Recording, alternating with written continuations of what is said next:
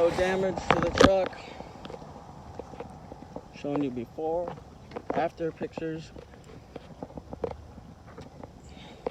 So if somebody messes with my truck, we will have evidence of it. This is for tonight's HUSD board meeting.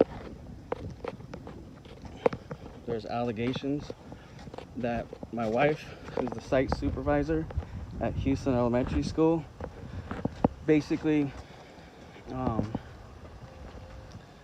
whistle blew and lost her job for it.